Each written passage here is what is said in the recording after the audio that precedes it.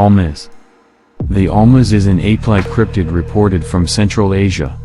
They are said to live in the Asian mountain ranges of Pamir and Caucasus, as well as Mongolia's Altai mountain range. Sightings of the Almas date back as early as the 15th century.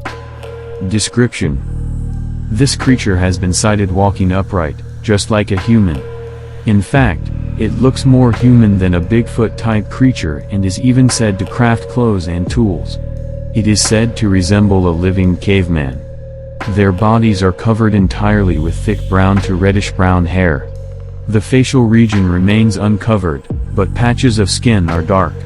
The skull structure of the Almas possesses a protruding brow ridge, slanting forehead, flat nose, and large protruding jaw. Their feet are large and their fingers are long. Their appendages are completely covered with hair, except for their hands. Almas is a Mongolian word for wild man. The plural term Almasty is derived from Russian, while other variations of the name are Almasty, Almasler, Galwa, and Ochokochi, which translate as the name for a forest deity in the West Asian regions, such as Azerbaijan and Georgia. Current accounts of the most recent sightings of the Almas located near the southern part of Mongolia, along the Altai Mountains and the Tian Shan Pass near the northern border of China. First accounted for in historical records in the 1400s, Almas is not used to refer to one organism but a community of many. These individuals are described as members of a subspecies of hominids, to which humans and primates like orangutans, gorillas, and chimpanzees belong. Almasty resemble the appearance and body framework of Neanderthals, another species of hominid, which roamed Western Asia, far North Africa, and Europe and became extinct about 30,000 years ago. Almasty are bipedal organisms that can walk upright on two hind legs. The common height range for albinos is 5 feet tall, but adults can be as tall as 6 to 6.5 feet. Their bodies are covered entirely with thick brown to reddish-brown hair. The facial region remains uncovered, but patches of skin are dark. The skull structure of the Almas possesses a protruding brow ridge, slanting forehead, flat nose, and large protruding jaw. Their feet are large and their fingers are long. Their appendages are completely covered with hair, except for their hands. Characteristics: Almases are typically described as human-like bipedal animals, between 5 and 6.5 feet tall, with bodies covered with reddish-brown hair and facial features like pronounced brow ridges, flat noses, and small chins. Many cryptozoologists believe that there is a similarity between these descriptions and modern reconstructions of how Neanderthals might have appeared. Sightings. Sightings recorded in writing go back as far as the 15th century. In 1430, Hans Skiltberger recorded his own observation of the creatures in the journal of his trip to Mongolia as a prisoner of the Mongol Khan.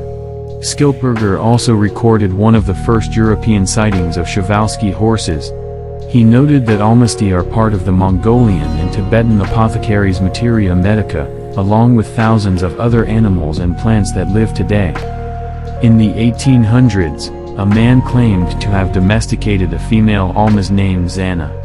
A wild woman named Zana is said to have lived in the isolated mountain village of Kina, 50 miles from Sukhumi in Abkhazia, in the Caucasus. There is speculation that she may have been an Almas, but hard evidence is lacking. Captured in the mountains in 1850, she was at first violent towards her captors, but soon became domesticated and, indeed, was able to assist with simple household chores.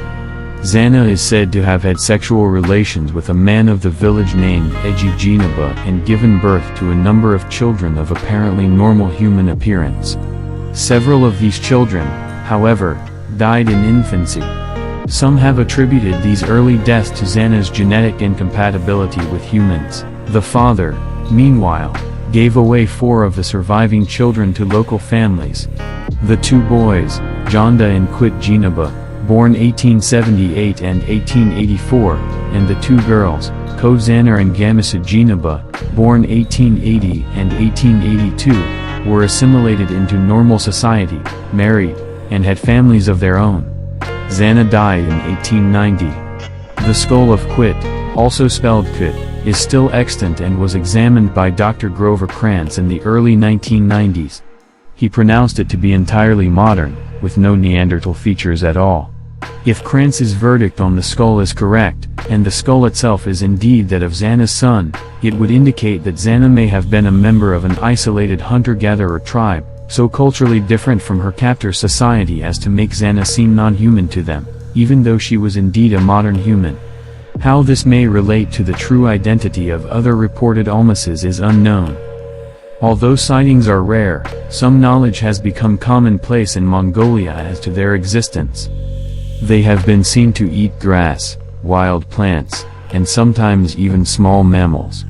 They reside in caves in the mountains, way out of human sight, much like Bigfoot in the West. The Almas are not considered smart, with no knowledge or fire, and are said to only be able to use the simplest of tools. One story exists of the Almas interbreeding, as a lama at a monastery in Mongolia was said to be half Almas. Johannes Skiltberger was a Bavarian soldier captured by the Turks and traded to the Mongols to work as a slave for various Mongol warlords. He is said to have witnessed two Almas in the Tian Shan mountains, after they had been captured by the Mongols. One story also tells of a Mongol caravan that had stopped for rest, when one of the men traveling with them was sent off to round up the camels that had been let loose to graze. After a period of time, though, the man did not return, and a group of travelers went off to look for him.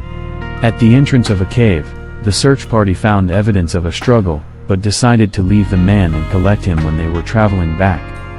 True to their word, as they were on their travels back past the cave, the group entered to try and rescue their friend, and, having found the Almas that had taken him, they shot and killed it. Legend has it, however, that despite the rescue attempt, the man went insane 2 months after he'd been taken captive and died shortly after. A monk by the name of Damboyron was traveling in 1930 when he thought he saw a child alone in the distance. He went to the child to offer help, but upon closer inspection, it was no child, but an Almas, covered in reddish-brown hair, and he fled in terror. Another case is reported to have happened around 1941, shortly after the German invasion of the USSR. A wild man was captured somewhere in the Caucasus by a detachment of the Red Army. He appeared human, but was covered in fine, dark hair. Interrogation revealed his apparent inability, or unwillingness, to speak, and the unfortunate creature is said to have been shot as a German spy. There are various versions of this legend in the cryptozoological literature, and, as with other Almas reports, hard proof is absent. Russian pediatrician Ivan Ivlov claimed that he had witnessed a family of Almas on a ridge in the Altai mountains in 1963. He used a pair of binoculars to observe a male, female, and young Almas from about a mile away, until they disappeared. Having gained an interest in what he saw, he quizzed his patients as to what he had seen and heard many more stories about the creatures from the natives. One of the more recent sightings was reported by a Mongolian hunter in the Biabin-guli mountains in 1988. The Mongolian Almas is just one of numerous tales of wild men from around the world. Bigfoot is by far the most commonly known creature of this nature, but it seems to be a worldwide phenomenon, not unique to the West. In 1992, Russian cryptozoologist Dr. Marie-Jeanne Kaufmann and Frenchman Sylvain Palix led one of the most recent expeditions to find the Almas. Similar to the findings of Porchneff, the data gathered by Kaufmann describes the Almas as large, hairy creatures, weighing as much as 500 pounds, that are nocturnal creatures that can run as fast as 40 miles per hour. However, the only solid evidence Kaufmann was able to collect were hair samples, footprints, and droppings. Variations of the names of the Almas and the regions they were sighted are, Barmanu from Afghanistan and Pakistan, Golub-yavan from Tajikistan, Ksy-gyik from Kazakhstan, and Mulan from Tungus in Siberia, among others. In popular media, there is a search assembled to find the Almas in Russia on Destination Truth. The full episode focuses on the Almas. The Alma appears in the comic book, Cartoon Network Action Pack number 29, Crying Wolf.